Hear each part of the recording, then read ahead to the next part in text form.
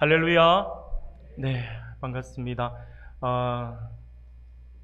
반갑습니다라고 하는 인사가 좀 어색하다라는 생각이 들 정도로 참 좋습니다. 매일 저녁을 우리가 함께 하나님의 말씀을 가지고 이렇게 우리 성도님들과 함께 만나서 말씀을 나누는 것이 참 귀하다는 생각도 들고요.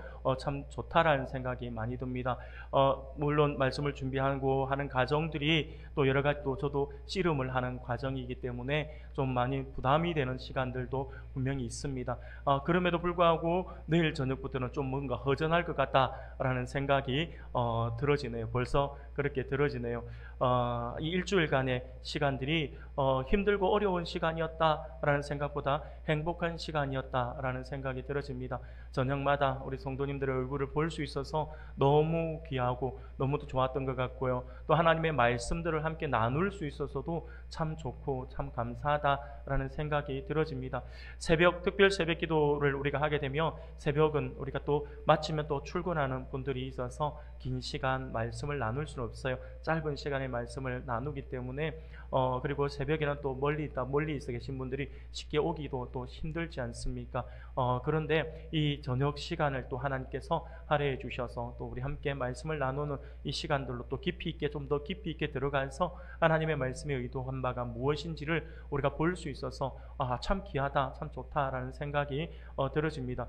이런 좋음이 목사만 좋아서는 안 된다라는 생각이 문득 들어지는데, 우리 사랑하는 성도님들도 아마 다들 너무나도 귀한 시간을 통하여서 또 귀한 은혜의 시간을 또 누리고 있는 줄 믿습니다. 모두가 마지막 시간이라고 해서 우리가 또 뭐 마지막 특별하고 함께 뭐 볼 건 아니지만 그래도 마지막 시간이니만큼 오늘은 더더욱이 하나님의 말씀을 또 땅에 떨어뜨림이 없이 모두가 함께 말씀을 받고 그 말씀을 또 누릴 수 있는 복된 시간이 되기를 소원합니다. 이제 우리가 마태복음 5장의 말씀을 가지고 우리가 계속해서 말씀을 나누고 있는데요. 이제 오늘 마지막 시간입니다. 오늘 본문의 말씀을 우리가 가지고 은혜가 녹아있는 삶을 살아라 라는 제목으로 같이 말씀을 잠시 살펴보면서 하나님의 은혜를 나누고자 합니다. 사랑하는 우리 성도 여러분, 사람들이 보는 시각에 따라서, 사람들의 관점에 따라서 세상을 살아가는 사람들은 뭐 두 가지의 종류가 있습니다. 이런 이야기들을 많이 들어보셨을 거예요. 오늘도 말씀을 나누면서 제가 그렇게 말씀을 드리고 싶어요. 세상을 살아가는 사람들 가운데 두 종류의 사람으로 나누어서 한번 생각해 볼 수가 있을 것 같아요. 오늘의 말씀의 기준으로 해서 볼 때는요, 그 첫 번째는 하나의 종류의 사람은요, 은혜가 녹아있는 삶을 사는 사람일 것이고, 또 다른 종류의 한 사람은요, 율법에 매여 사는 삶을 살아가는 그러한 사람이라고 할 수가 있을 것입니다. 율법에 매여 살아가는 그러한 사람은요, 어떻게 보면 처음에 그것이 좀 정당하게 살아가는 것 같아 보이지만 결국 율법에 매여 살아가는 사람의 결말은요, 아주 허망한 결과를 이렇게 나타내는 경우들이 많이 있습니다. 율법에 매여 살아가는 사람들의 그런 마지막 부분에 있어서 조금 허망한 모습들을 우리가 볼 수 있는데, 그런데 그 모습을 아주 잘 드러내주는 아주 유명한 소설책이 하나가 있습니다. 여러분들도 아마 읽어보셨는지는 모르겠습니다만 많이들 들어보신, 내용은 안 읽어봤을지는 모르지만 또 들어는 보셨을 것 같아요. 또 이게 영화나 드라마 이쪽으로도 아마 많이 나왔던 걸로 생각이 들어집니다. 소설은요, 바로 셰익스피어의 베니스의 상인이라고 하는 제목을 가진 소설입니다. 아마 여러분들 읽어보신 분들도 계시겠지만 제가 잠시 줄거리를 잠깐 이야기해 드릴게요. 옛날에 이 소설책을 보면 옛날에 베니스라고 하는 지역에 한두 친구가 살았는데, 이 자신의 친구인 바사니오라고 하는 친구가 있는데, 이 바사니오를 목숨처럼 사랑했던, 자기의 친구인 바사니오를 목숨처럼 사랑했던 안토니오라고 하는 상인이 있었습니다. 이 소설의 주인공 격에 해당이 되는 그러한 사람입니다. 그런데 어느 날 자기가 정말 목숨같이 사랑하는 이 친구 바사니오가 이제 결혼을 하고 싶은 여인이 생긴 거예요. 결혼을 하고 싶은 여인이 생겼는데, 이 바사니오가 너무 가난하다 보니까 청혼을 하려고 하니까 또 결혼 비용이 또 들잖아요. 근데 결혼 비용이 돈이 없는 거예요. 돈이 없는데 안토니오라고 하는 자기의 친구가 좀 부유한 삶을 살고 있기 때문에 자기 안토니오라고 하는 친구에게 찾아갑니다. 찾아가서 이 안토니오에게 청혼할 돈을 좀 빌려달라고 이야기를 합니다. 그런데 안토니오는 이 바사니오를 목숨처럼 사랑하는 친구이기 때문에 자기의 모든 것을 내어서라도 팔아서라도 돈을 마련해서 주고 싶은 거예요. 주고 싶은데 지금 당장 돈을 돌릴 수 있는 돈이 없는 거예요. 여윳돈이 지금 없는 거예요. 그래서 돈을 빌려주고 싶은데 당장 동원할 현금이 없는 겁니다. 그런데 며칠만 있으면 자기의 그 무역선이 들어오게 되는 거예요. 무역선이 들어오면 아주 많은 돈이 이제 확보가 되는 겁니다. 그런데 이 청혼에 필요한 돈이 지금 당장 필요하다 보니까 좀 기다릴 시간이 없는 거예요. 기다릴 시간이 없다 보니까 안토니오는 생각하다가 이 베니스 지역의 고리 대금업자였던 샤일록을 찾아가게 됩니다. 그런데 이 샤일록은요, 빌려준 돈을 아주 모질게 받아내기로 소문이 나 있는 악덕 고리 대금업자였던 것입니다. 그래서 대부분의 베니스 사람들은 이 샤일록을 너무 싫어했어요. 너무 미워했습니다. 여기에 비해서 안토니오는요, 성품이 너무 관대한 사람이었어요. 그래서 이 샤일록과 안토니오는 항상 비교가 되었어요. 샤일록은요, 굉장히 악독한 사람으로 정말 이렇게 사람들의 손가락질을 받는 사람이었다라고 한다면, 안토니오는 성품이 관대한 사람이었기 때문에 많은 사람들에게 인정을 받고 사랑을 받는 그러한 사람이었습니다. 그런데 이 안토니오가 평소에 이 고리 대금업자인 샤일록이 너무나도 사람을 힘들게 하니까, 사람들이 그냥 고혈을 짜내는 막 그런 모습을 가지고 있으니까 이 샤일록을 부도덕한 사람이라고 안토니오가 비난을 하게 됩니다. 그러다 보니까 이런 이야기를 이 샤일록이 듣게 되면서 이 샤일록은요, 안토니오를 너무 싫어하는 거예요. 어떻게 해서든지 안토니오에게 복수를 하고 싶은 거예요. 그런데 어느 날 안토니오가 자기를 찾아온 거예요. 찾아왔는데 그냥 찾아온 것이 아니라 돈을 좀 빌려달라고 찾아온 거예요. 안토니오는 자기 친구에게 돈을 빌려주고 싶은 마음에 좀 얼마만 있으면 무역선이 들어오면 돈을 갚아줄 수 있으니까 그렇게 어렵게 생각하지 않고 샤일록에게 찾아가서 지금 돈을 좀 빌려달라고 이렇게 이야기를 한 겁니다.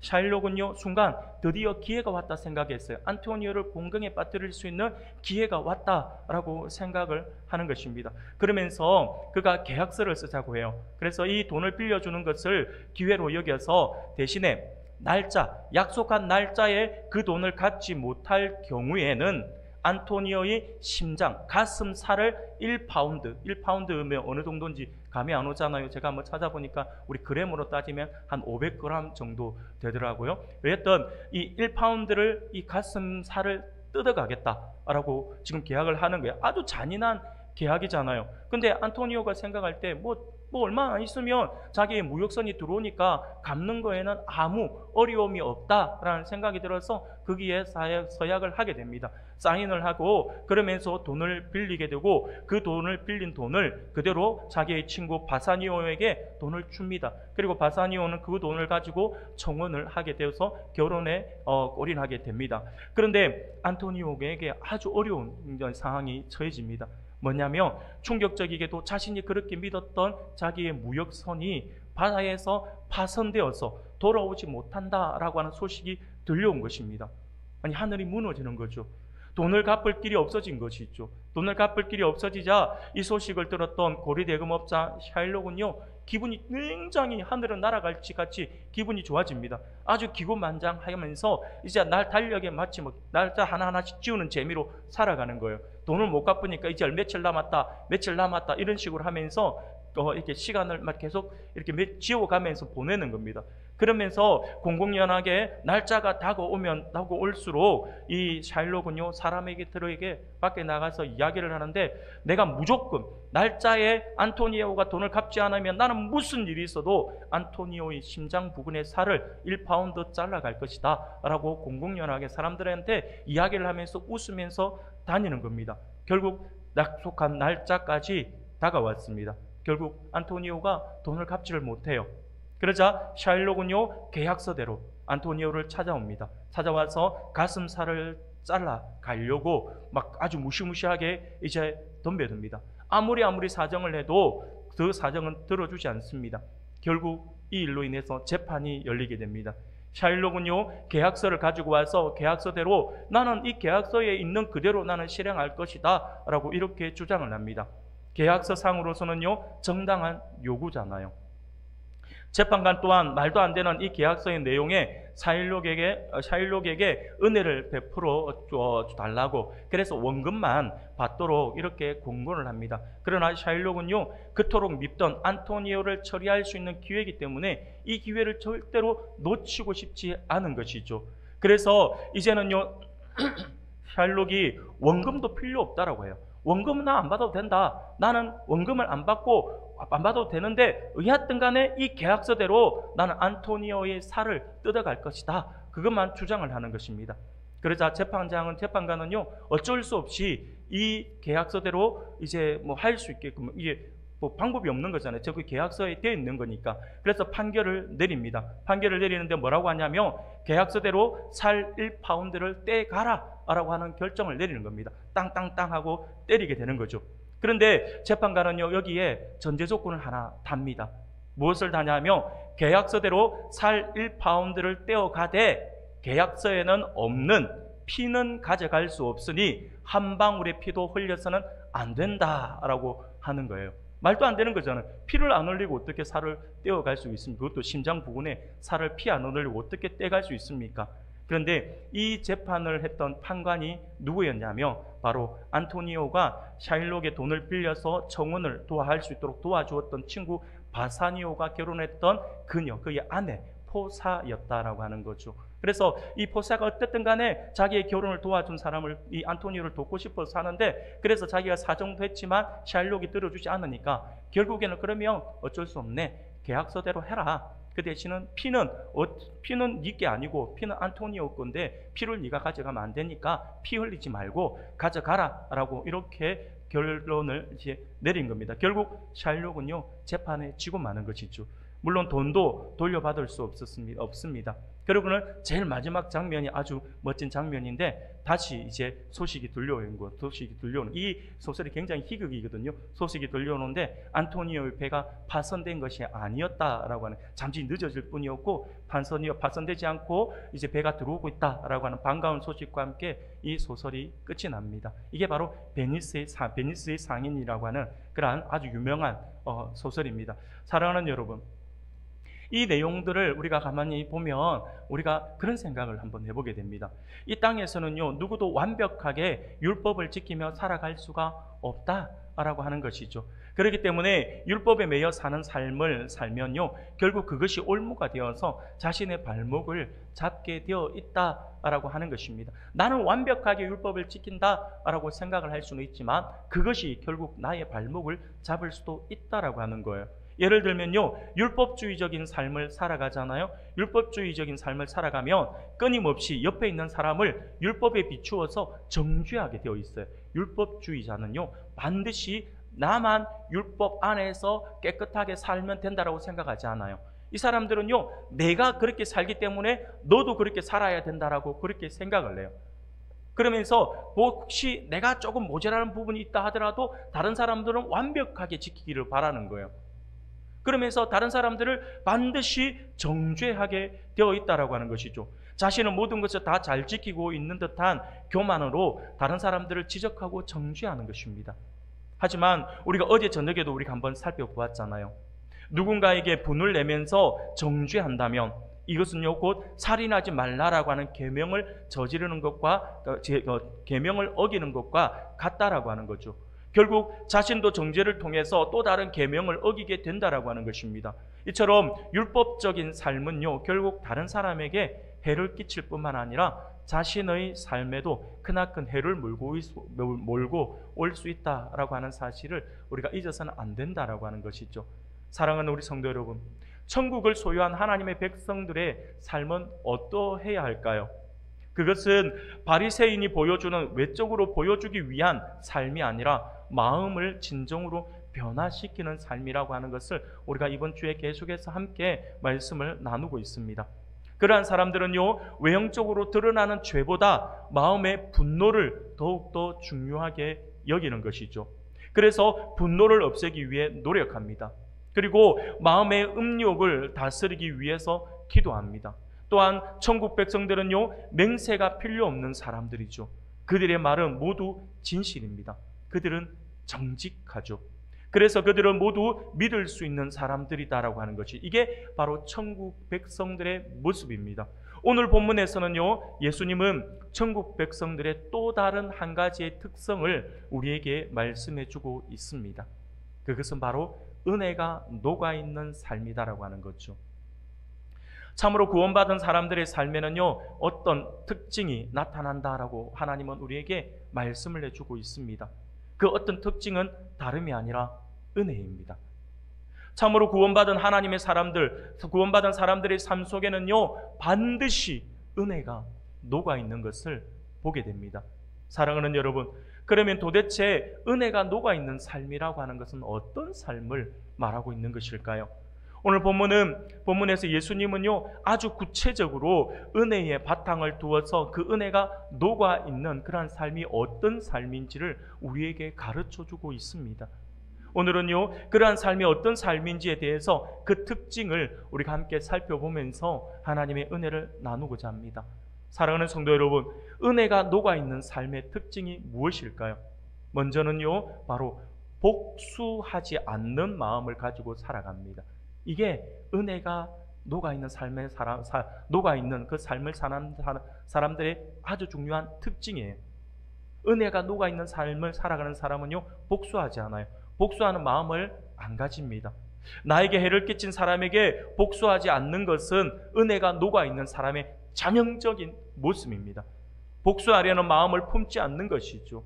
그런데 바리새인들이 중요하게 여겼던 율법 가운데 하나가 어떤 율법이냐면 보복의 율법이었어요.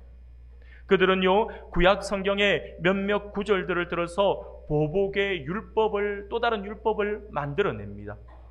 성경에는 이게 율법에 하나님께서 주신 율법은 아닌데 그것을 자기네들이 맞추기 위해서 또 이렇게 보복의 율법을 만들어내는 거죠. 성경에서 한 말씀들을 문자 그대로 이해를 하고 그 문자의 진정한 의미를 깨닫지 못한 채 문자 그대로 이해하고 그 문자 그대로 적용을 하면서 보복의 율법을 만들어냈다라고 하는 거죠. 쉬운 예를 들면요, 출애굽기 21장 24절부터 25절까지 정말 우리가 잘 아시는 말씀이거든요. 우리가 한 목소리로 같이 한번 읽어보겠습니다. 같이 읽겠습니다. 시작. 눈은 눈으로, 이는 이로.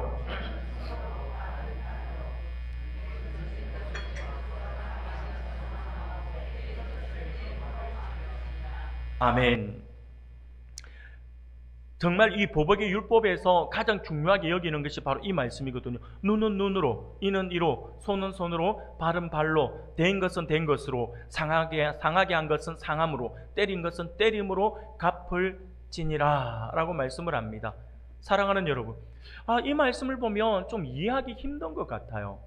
하나님이 이 말씀을 왜 주셨을까요?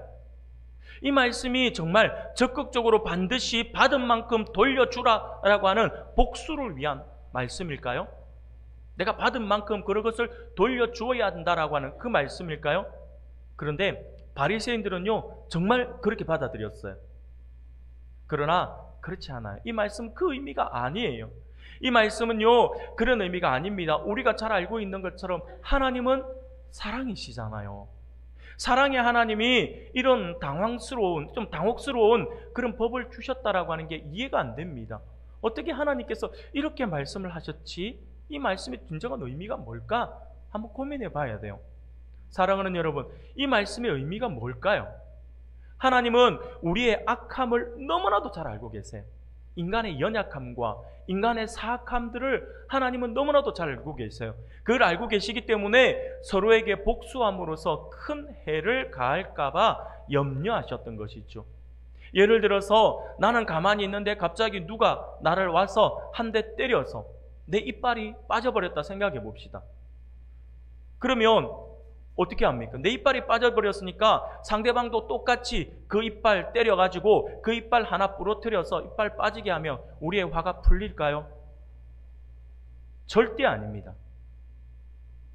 왜 아닐까요? 이 옆에 사람이 내 이빨 하나 뽑았으면 나도 같은 이빨을 하나 뽑으면 되잖아요. 그러면 쌤쌤 아닌가요? 근데 아니에요. 사람들의 심리는 그렇지 않습니다. 인간에게는요, 누구나에게 있는 하나의 심리가 있어요.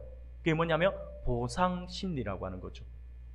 그래서 사람들은요, 내가 아무 이유 없이 네가 와서 나를 쳐서 이빨을 하나 뽑았으면 나는 최소한 이빨인 거예요.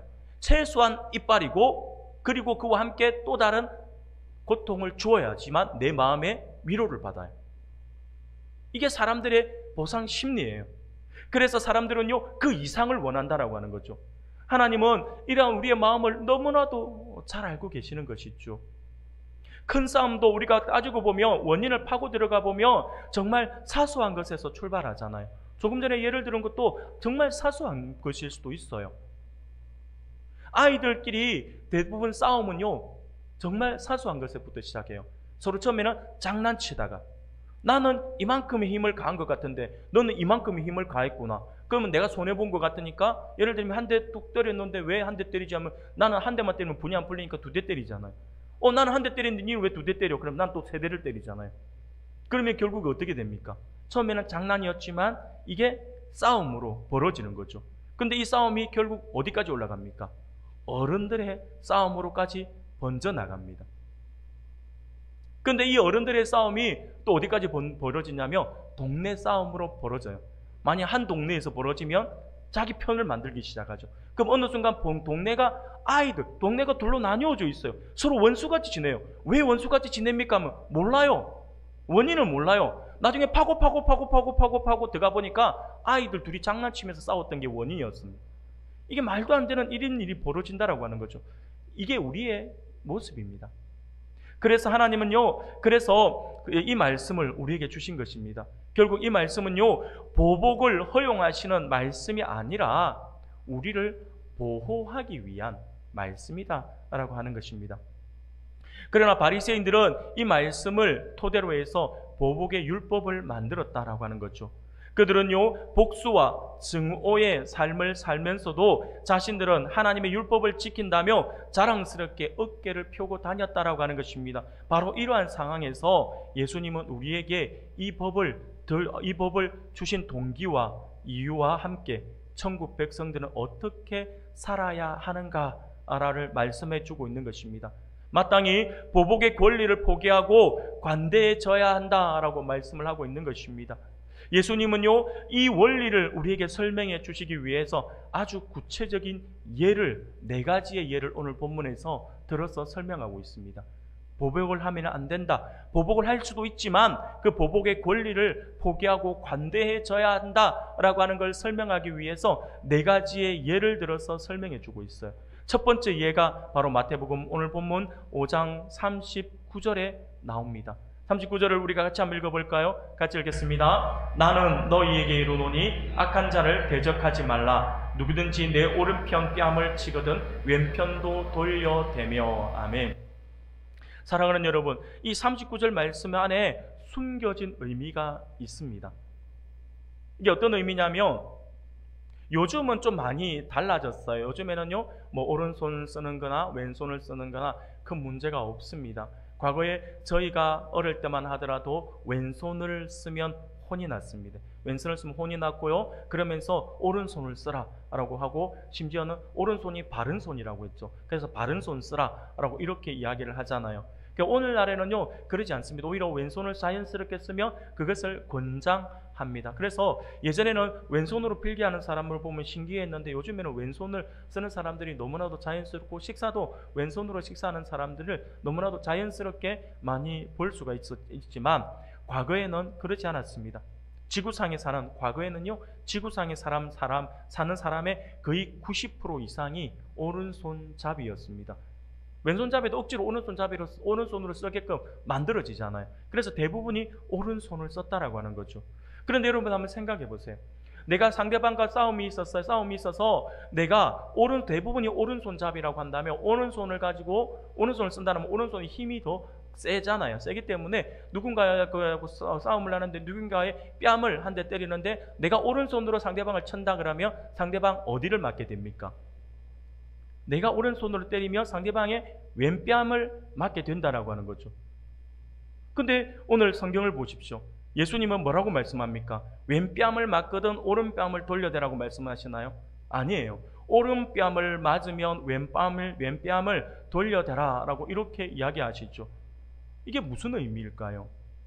절대 다수가 오른손잡이였던 그 시대에 사람들에게 왜 왼쪽을 먼저 이야기하셨을까요? 이것은요, 당시의 문화를 알아야지만 조금 더 쉽게 우리가 이해할 수 있습니다. 유대인들은요, 종종 사람들 때릴 때에 손등으로 사람을 때리는 경우가 있습니다. 손등으로 사람을 때린다라고 하는 것은요, 아주 모욕적인 그런 어떤 모습이다라고 할 수가 있어요. 손등으로 상대방의 뺨을 때린다라고 하는 것은요, 바로 상대방을 하찮게 여기는 그러한 사람에게 모욕을 주기 위한 행동입니다. 그러니까 오른손으로 이렇게 왼쪽 손등으로 이렇게 치면 세게는 쳐지지 않지만, 힘을 그렇게 세게 줄 수는 없지만 이렇게 손등으로 탁 친다라고 하는 것은 상대방을 그만큼 멸시하는 행동이거든요. 그래서 쉽게 말하면 너 같은 하찮은 쓰레기 같은 인간은 손바닥으로 때릴 가치도 없어 라고 하는 의미를 가지고 있는 것이죠. 그래서 손등으로 때리는 것이다라고 하는 것입니다. 지금 예수님은요, 우리에게 설령 그렇게 모욕을 당했을지라도 그를 대적하지 말고 오히려 왼뺨을 또 다시 돌려서 대라라고 하는 거죠. 그러니까 쉽게 말하면 뺨 맞았다 정도가 아니라 굉장히 내가 뺨을 맞는데 손등으로 맞을 만큼 내가 모욕적인 그러한 모습을 내가 당했다 하더라도 흥분하지 말고 오히려 왼쪽을 돌려대라라고 이렇게 말씀을 하고 있는 것입니다. 사랑하는 여러분, 그렇다면 우리 예수님은 이렇게 말씀을 하시는 우리 예수님은 어떤 삶을 사셨을까요? 예수님도 뺨을 맞은 적이 있으십니다. 요한복음 18장 22절에 보면 이렇게 말씀을 해요. 이 말씀을 하심에 곁에 섰던 아랫 사람 하나가 손으로 예수를 쳐 이르되 네가 대제사장에게 이같이 대답하느냐라고 이야기를 하죠. 이때 많은 성경학자들은요, 그냥 때린 것이 아니라 손등으로 예수님의 오른뺨을 그렇게 쳤을 것이다 라고 이렇게 추측을 합니다. 그런데 그런 모욕적인 모습을 당하면서도 예수님은 화를 내지 않으세요. 그러면서 왼뺨을 내미는 것처럼 다음과 같은 말씀을 하세요. 요한복음 18장 23절이에요. 예수께서 대답하시되 내가 말을 잘못하였으면 그 잘못한 것을 증언하라. 바른 말을 하였으면 내가 어찌하여 나를 치느냐 하시더니라고 말씀을 하죠. 사랑하는 여러분, 예수님은요, 누군가 우리를 모욕했을지라도 그들에게조차 관대하라고 말씀을 하시면서 예수님도 그런 모습을 보여셨다라고 하는 것. 예수님은요, 정말 얼마나 많은 수치, 그 고통, 얼마나 정말 참기 힘든 고통을 당하셨습니까? 그런 수치를 당하셨습니까? 그럼에도 불구하고 예수님은 다 거기에 대한 화를 내시지 않았어요. 오히려 주님은요, 십자가에 달려서 돌아가시면서까지 그들의 죄를 용서해 달라고 기도하셨던 분이 우리 예수님이시잖아요.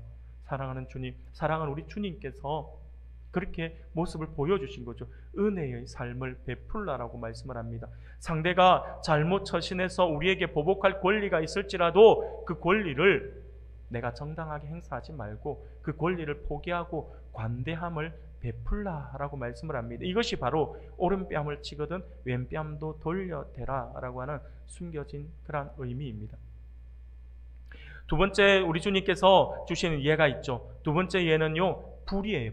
불의에 대해서 말씀을 합니다. 40절을 우리가 같이 한번 읽어보겠습니다. 시작. 또 너를 고발하여 속옷을 가지고자 하는 자에게 겉옷까지도 가지게 하며. 아멘. 이 말씀 역시 이스라엘의 풍습을 우리가 알아야지만 조금 더 쉽게 이해할 수가 있습니다. 이스라엘 사람들이 입는 속옷은요, 오늘 우리가 생각하는 여러분 속옷이라 생각하면 안 돼요. 우리가 여러분들 지금 입고 있는 그 속옷으로 생각하면 안 됩니다. 그래서 우리가 보면, 이 군병들이 예수님의 속옷을 제비 뽑아 가져간다. 아니, 그 입던 속옷을 뭘로 가져갈라지? 우리는 그렇게 생각하잖아요. 생각하는데 그 시대의 속옷은 우리가 지금 입는 것 같은 그런 속옷이 아니라 여기서 말하는 속옷은요, 우리가 평소 우리가 보통 생각하는 겉옷에 가까운 옷이라고 할 수가 있습니다. 그리고 그 당시에 겉옷은요, 오늘날의 외투의 기능을 하고 있었다라고 하는 것이죠. 특별히 구약 성경을 보면요, 겉옷은 법에 의해서 보호를 받았습니다. 왜냐하면 당시에는 겉옷을 추운 밤이면 담요로 그것을 덮고 자야 되잖아요. 그것을 덮고 자야 되기 때문에 겉옷은요, 보호를 해줘요. 법으로 보호를 해줘요. 쉽게 말씀을 드리면 출애굽기 22장 26절 27절에 보면 이렇게 말씀을 합니다. 내가 만일 이웃의 옷을 전당 잡거든 해가 지기 전에 그에게 돌려보내라. 그것이 유일한 옷이라. 그것이 그의 알몸을 가릴 옷인즉 그가 무엇을 입고 자겠느냐. 그가 내게 부르짖으며 내가 들으리니 나는 자비로운 자임이라 라고 이렇게 말씀을 합니다. 쉽게 말씀을 드리면 겉옷을 누군가가 오늘날로 치면 만약에 전당포다 그러면 겉옷을 전당을 맡기고 옷을 맡기고 내가 돈을 빌려 썼다라고 한다면 그 저당 잡은 그 옷을 가지고 있다가 저녁 때가 되면 그 옷을 맡긴 사람에게 옷을 돌려줘야 돼요. 돌려줘서 밤이 지내잖아요. 밤을 지나고 아침에 또 가야 돼요. 가가지고 그 옷을 받아와야 돼요. 이 매일같이 이렇게 반복을 해야 되는 거예요. 겉옷을 저당 잡히면 이런 일이 벌어지는 거죠. 그래서 바리새인들은요, 겉옷을 저당 잡는 것을 굉장히 싫어했습니다. 왜냐하면 조금 전에 말씀드린 것처럼 겉옷은 계속 돌려주고 돌려받고 돌려주고 돌려받고 이걸 반복해야 되잖아요. 굳이 그 고생을 안 해도 된다라고 하는 거죠.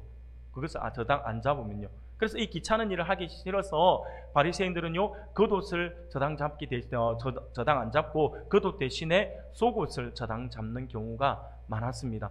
이런 문화 속에서 예수님은 우리에게 외투에 대한 권리조차 포기하라라고 말씀을 하는 것입니다. 비록 외투는 율법의 보호를 받았지만 우리 천국 백성은 누군가의 사이에서 분쟁을 해결하기 위해서라면 그 권리까지 포기할 수 있어야 한다라고 하는 거죠. 내가 힘들고 어렵지만 그 권리를까지 포기할 수 있어야 된다라고 이야기하는 것입니다. 이것이 바로 천국 백성이 가져야 할 담대한 마음이다라고 하는 것입니다. 세 번째 예를 주님은 말씀합니다. 세 번째 예는요, 강제 노역에 대한 예입니다. 41절을 우리가 같이 읽겠습니다. 시작. 누구든지 억지로 오리를 가게 하거든 그 사람과 심리를 동행하고. 아멘. 이 말씀도 역시 그 시대의 문화를 알아야지만 이게 이해를 할 수가 있어요. 우리가 억지로 오리를 가게 하거든 그 사람과 심리를 동행하라 라고 말씀을 하잖아요. 이게 억지로 오리를 간다, 억지로 2km를 간다 라고 하는 것이 어떤 의미냐면 그 시대에 로마 시대잖아요. 로마 시대에는 로마 병사나 로마 장교들이 예를 들어 우리가 지역에 로마 장교가 와서 주둔하잖아요. 주둔하면 거기에 대한 어떤 그 백부장이면 백부장, 천부장이면 천부장이 우리 지역에 와서 있으면 우리 지역의 치안까지 이제 담당하는 거거든요. 담당하는데 그 사람들에게는 아주 특별한 권리가 하나가 있었습니다. 그 권리가 뭐냐면 강제 노동을 시킬 수 있는 권리였어요. 억지로 많은 시간이 아니라 아주 짧은 시간. 또 예를 들면 또 물건을 가지고 어디 이동을 한다라고 할 때에 그것을 이렇게 2km 정도까지는 법적으로 내가 어떤 돈을 주지 않고 내가 강제로라도 내가 데리고 갈 수, 이게 2km만큼은 동행할 수 있는 그 법이 있었어요. 그래서 이것을 거부한다라고 하면 그것은 법으로 저촉해서 이게 오히려 책임을 묻게 되어 있어요. 그래서 그 당시에 로마 장교들이라든지 이런 사람들이 강제로 사람들을 동원하는데 짐을 지워서 이동을 한다라고 할 때 2km까지는 가지고 갈 수 있게끔 그렇게 정해진 법이 있습니다. 그래서 로마 병사들은 아무나 이렇게 잡아가지고 하는 거예요. 쉬운 예를 들면 구레네 시몬 죄가 없잖아요. 구레네 시몬이 죄가 없음에도 불구하고 구레네 시몬이 예수님이 십자가를 졌던 이유도 강제로 로마 병사가 시키면 무조건 해야 되는 거였던 거죠. 할 수밖에 없는 그러한 상황이었다라고 하는 것입니다. 그래서 이런 일들은요, 당시에 흔하게 일어났던 일입니다. 그런데 유대인들은요, 이것을 정말 싫어했어요. 정말 싫어했습니다. 그래서 로마 군사들이 억지로 일을 시키잖아요. 그래서 억지로 2km 정도의 거리를 짐을 지워서 가자라고 하잖아요. 그건 정말 싫어요. 그런데 법적으로 어떤 제재를 안 가려면 할 수밖에 없는 거죠. 그래서 하기는 하는데 딱 정말 정확하게 2km를 재서 하는 것처럼 딱 2km까지만 간대요. 가서 2km가 지나면 짐을 그냥 풀어놓고 그냥 가버린대요. 아니 100m만 더 가면 되는데 나는 싫어요. 나는 내가 할 만큼 했습니다 하고 딱 벗어버리고 그냥 집에 가버린다라고 하더라고요. 그런 상황들이 있는 거죠. 지금 그런 상황 속에서 예수님께서 하시는 말씀이 이 말씀이에요. 누구든지 너로 억지로 오리를 가게 하거든 그 사람과 심리를 동행하고 라고 말합니다. 바로 예수님은요, 거리를 따지지 말고 누가 억지로 2km를 가자 해서 갔다 하더라도 2km를 더 가고자 하는 마음을 가져야 한다라고 하는 거죠. 누구를 위해서? 하나님을 위해서. 그렇게 하라라고 하는 것입니다. 나는 강제 노역을 할 때에 화를 내지 않겠다. 관대한 마음으로 그 일을 하겠다라고 하는 마음을 먹어야 한다라고 하는 것입니다. 이것이 바로 이 세상에서 그리스도의 제자가 가져야 하는 삶의 태도다라고 말씀을 하고 있는 것이죠. 그러면서 주님은요, 네 번째 예를 또 말씀합니다. 바로 도움에 관한 예입니다. 42절이에요. 42절 같이 읽겠습니다. 시작. 내게 구하는 자에게 주며 내게 꾸고자 하는 자에게 거절하지 말라. 아멘. 구약 성경에는 차용법도 나옵니다. 하나님은요, 안식년을 정해두셨어요. 그래서 매 7년마다 돌아오는 안식년은 굉장히 중요한 날이고, 이 안식년은요, 해방의 날임과 동시에 변제의 날이라고도, 면제의 해라고도 할 수가 있습니다. 안식년이 되면 돈을 빚진 사람은 그것이 얼마가 되었든 간에 모든 부채를 다 탕감받을 수가 있었습니다. 하나님께서 만들어 놓은 법이었어요. 그래서 바리새인들은요, 안식년이 가까워 오면 돈을 빌려주지 않습니다. 안식년은 정해져 있잖아요. 그래서 만약에 3년이 지나고 4년이 지나고 한 5년째에 누군가 돈을 빌리러 오면 2년을 버티면 내가 돈을 못 받으니까 내 오늘 돈 안 빌려줘, 막 이래 되는 거죠. 돈을 안 빌려줍니다. 당장 내일 먹을 것이 없는 궁핍한 사람들에게조차도 돈을 빌려주지 않습니다. 빌린 사람이 돈을 안 갚고 안식년까지 버티기만 하면 그 돈은 그냥 기부금이 되어버리니까 사람들은 빌려주지 않는 거죠. 이런 상황 속에서 우리 주님께서 오늘 이 말씀을 하신 거예요. 예를 들면 6년 10개월이 되어서 안식년이 이제 2달밖에 안 남았다 하더라도 어떤 궁핍한 자가 너에게 손을 내밀면서 돈을 빌려달라라고 한다면 빌려줘라라고 하는 거죠. 받지 못한다라고 하는 생각까지도 가지고 그 돈을 빌려줘라라고 이야기를 하는 것입니다. 그런데 여러분, 이 말씀 역시 문자 그대로 해석을 해서는 안 됩니다. 핵심은 무엇이냐면 바로 관대한 마음이에요. 관대한 마음. 관대한 마음을 가지고 살아가라라고 하는 거죠. 내가 해를 당하더라도 왼쪽 뺨을 돌려대고 겉옷을 줘라라고 하는 거죠. 관대한 마음. 그것이 천국 백성이 가져야 되는 마음이다라고 하는 것을 우리 주님께서 지금 말씀해 주고 있는 것입니다. 사랑하는 여러분, 우리 주님은 분명히 말씀합니다. 관대한 마음을 가지고 살아라고요. 내가 좀 손해를 입으라고 말씀을 합니다. 마음의 고통을 당하더라도 인내해라라고 주님은 말씀하세요. 예수님의 이 말씀을 따라서 우리의 삶이 변화되어야 할 것입니다. 넓은 마음을 가질 수 있기를 바랍니다. 그러면요, 그 넓은 마음을 가진 그에게 하나님의 복이 분명히 우리에게 돌아오게 되어 있습니다. 넓은 마음을 가지면 마음의 평안함, 기쁨이 찾아오게 되어 있습니다. 하나님께서 더 큰 하늘의 은혜를 분명히 우리에게 부어 주실 것입니다. 사랑하는 성도 여러분, 은혜가 녹아있는 삶은 바로 복수를 하지 않는 마음입니다. 복수하려는 마음을 다 버리고 관대한 마음으로 살아가는 그 사람이 바로 은혜가 녹아있는 삶을 사는 사람의 특징이다라고 하는 사실을 기억해서 그 삶을 실천하는 우리 모든 성도님들이 되기를 소원합니다. 두 번째로, 은혜가 녹아있는 녹아있는 그러한 삶을 살아가는 사람의 특징, 그것이 무엇이냐면 원수를 사랑하는 마음이에요. 원수를 사랑하는 마음을 가지고 우리가 살아가야 합니다. 43절, 44절 말씀을 우리가 같이 한번 읽어보겠습니다. 같이 읽겠습니다. 시작. 또 내 이웃을 사랑하고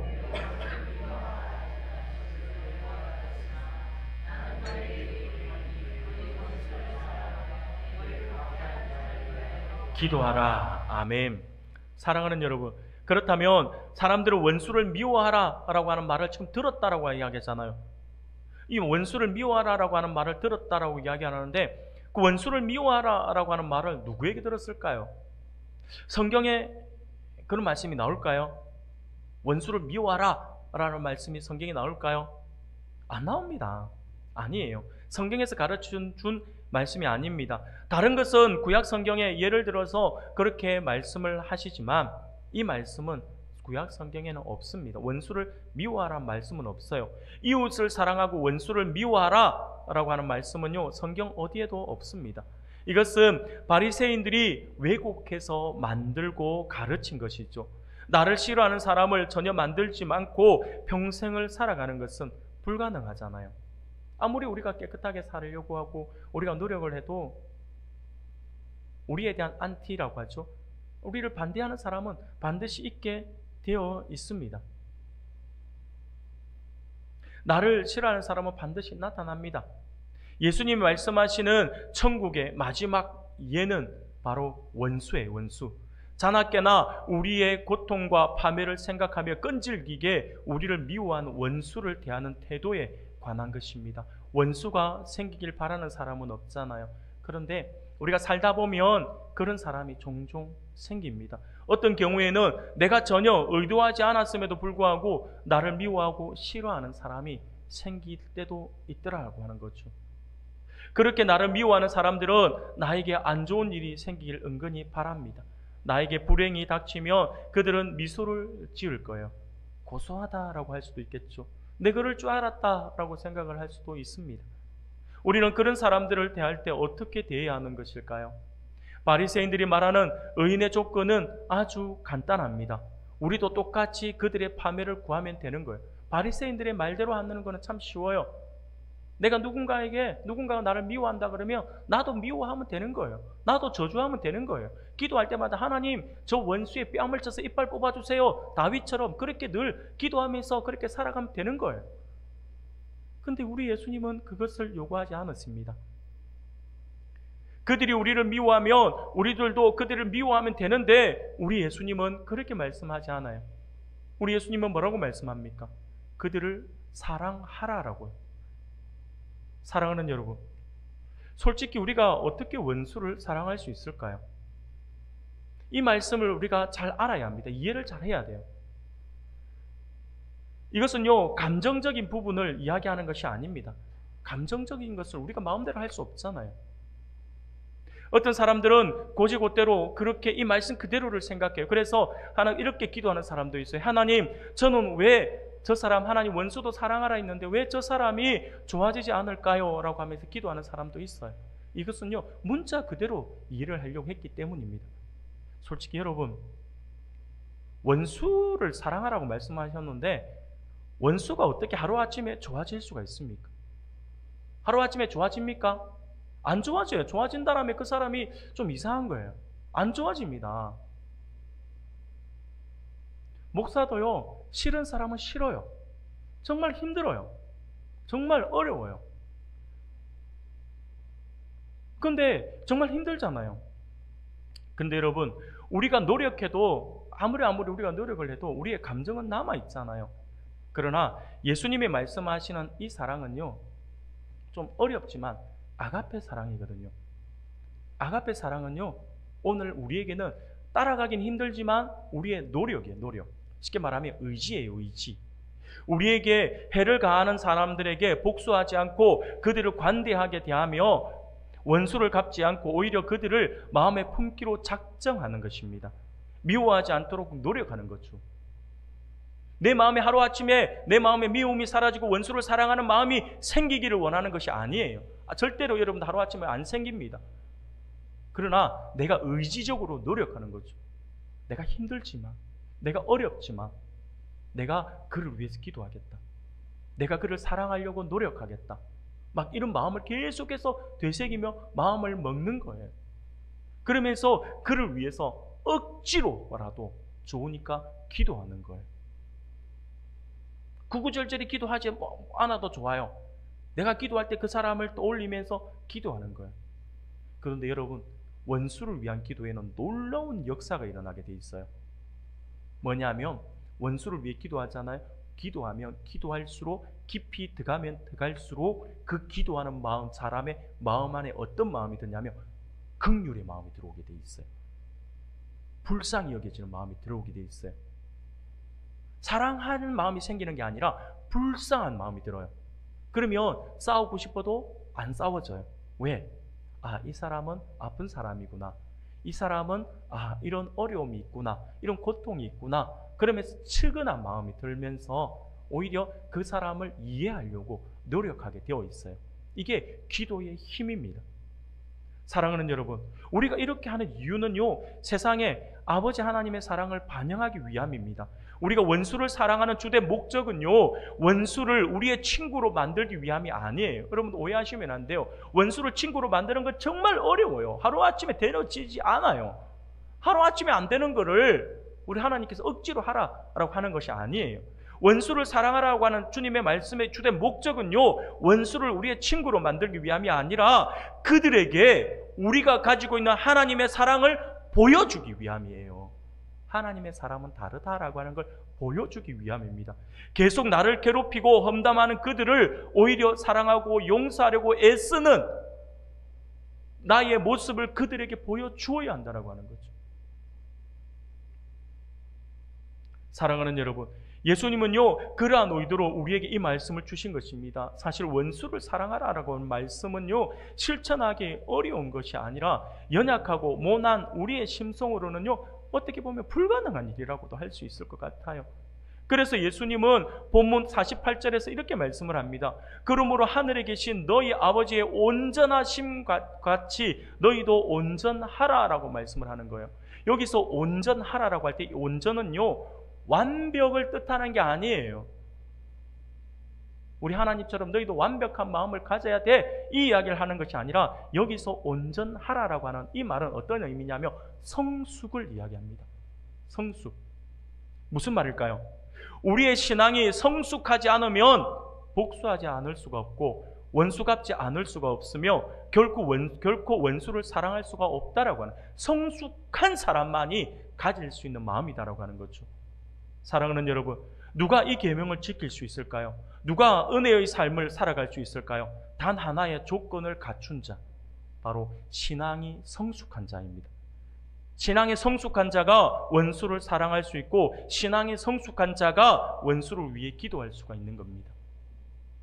신앙생활 10년을 했고 20년을 하고 하면서 교회에 그렇게 열심히 나왔다 해도 계속해서 누군가를 향해 복수의 칼을 갈고 있고 누가 나에게 해를 끼치면 반드시 대갚아야 하며 나를 미워하는 자에게 똑같이 맞서서 대적한다라고 한다면 그런 우리는 은혜의 삶을 사는 것이 아닙니다. 아무리 기도를 잘해도 아무리 모태신앙이라고 해도 이것이 신앙의 척도예요. 만일 우리가 아버지를 닮아가고 있다면 원수를 사랑하는 것이 불가능하지만은 않습니다. 하나님을 우리의 아버지로 모시고 날마다 그분을 만나서 그분의 말씀을 듣는다면 이것은 불가능한 일이 아니라고 하는 거죠. 이렇게 사시는 분이 우리 주변에 간혹가다 있습니다. 그리고 많은 한국 그리스도인들이 잘 알고 있는 한 분도 있죠. 바로 사랑의 원자탄으로 더 유명하신 손양원 목사님이십니다. 여러분, 손양원 목사님의 이야기는 다들 아실 거예요. 손양원 목사님은요, 해방 이후에 극심한 좌우 대립의 소용돌이 속에서 일어났던 여순 반란 사건 때에 두 아들 동인과 동신을 예수 믿는다라고 하는 이유 하나로 좌익 세력에 의해서 살인을 당하게 되죠. 그 아픔을 겪었던 목사님이 바로 손양원 목사님입니다. 그런데 손양원 목사님은요, 이때 부산에서 집회를 인도하고 계셨는데 그 가운데 이 소식을 접하게 됩니다. 그런데 그 가운데 우리 손양원 목사가 왜 이런 고통을 주셨을까라고 하면서 기도하시는 거예요. 그런데 기도하는 그 가운데 하나님께서 큰 마음을 주셨던 것이 있죠. 바로 자신의 두 아들을 죽였던 사람을 자신의 양자로 삼는 일이었습니다. 그래서 목사님은 곧장 두 아들을 죽인 그 살인자를 살리려고 구명운동을 적극적으로 구명운동하기 시작합니다. 그렇게 구명운동을 시작하면서 사형 직전에 있었던 이 사람을 구해냅니다. 그리고는 자신의 양아들로 삼은 것이죠. 사랑하는 여러분, 이게 말이 쉬워서 그렇지 이게 과연 정말 가능한가? 라는 생각이 들어질 정도로 정말 놀라운 모습입니다. 저는요, 손양원 목사님의 이 모습을 보면 정말 목사님 대단하다라는 생각도 들지만, 근데 솔직히 이야기해서 손양원 목사님도 대단하지만 저는 손양원 목사님보다 오히려 정양순 사모님이 더 대단하신 것 같아요. 남편인 목사님이 하나님의 감동으로 그렇게 원수를 양아들로 삼을 수 있다라고 생각을 할 수는 있겠죠. 그런데 현실은 사모님이에요. 양아들로 삼았잖아요. 목사님은 양아들로 삼한다 하고 나서 집으로 데리고 와서 이렇게 같이 살 수도 있어요. 그런데 목사님은 사역에 바쁘시니까 나가시잖아요. 사역하러 또 나가셔야 돼요. 신방도 다니시고 막 바쁘시잖아요. 말씀 준비하러 가시잖아요. 그러면 그 원수 같은 양아들과 누가 함께 있어야 돼요? 사모님이잖아요. 사모님은요, 직접 그 양아들에게 집에서 밥도 해줘야 되고요, 빨래도 해줘야 되고요, 아들처럼 알뜰히 챙겨야 되잖아요. 그를 볼 때마다 자기의 두 아들이 생각나지 않을까요? 얼마나 힘들었을까요? 그런데 전혀 내색 없이 목사님과 함께 순종으로 나아가셨다라고 하는 것이죠. 바로 원수도 사랑하라라고 하는 주님의 그 사랑을 목사님 내외가 그대로 실천하신 것입니다. 그리고 무엇보다 우리가 잘 아시는 내용 가운데서 이 두 아들 동인과 동신의 장례식 때에 손양원 목사님 했던 감사의 10가지 감사의 제목은요, 목사님이 참으로 예수님 닮은 삶을 사는 목회자였다라고 하는 것을 우리가 분명히 확인할 수 있을 것 같아요. 여러분들도 아마 잘 알고 있는 내용인 건데, 제가 이 10가지 손양원 목사님의 10대 감사 제목을 제가 읽어드릴 테니까 한번 잘 들어보십시오. 첫 번째, 나 같은 죄인의 혈통에서 순교의 자식들을 나오게 하였으니 하나님께 감사합니다. 두 번째, 허다한 많은 성도들 중에 어찌 이런 보배들을 주께서 하필 내게 주셨는지 그 점 또한 주께 감사합니다. 세 번째, 삼남 삼녀 중에서 가장 아름다운 두 아들 장자와 차자를 바치게 된 나의 축복을 하나님께 감사합니다. 네 번째, 한 아들의 순교도 귀하다 하거늘 하물며 두 아들의 순교리요 하나님 감사합니다. 다섯 번째, 예수 믿다가 누워 죽는 것도 큰 복이라 하거늘 하물며 전도하다 총살 순교 당함이리요 하나님 감사합니다. 여섯 번째, 미국 유학 가려고 준비하던 내 아들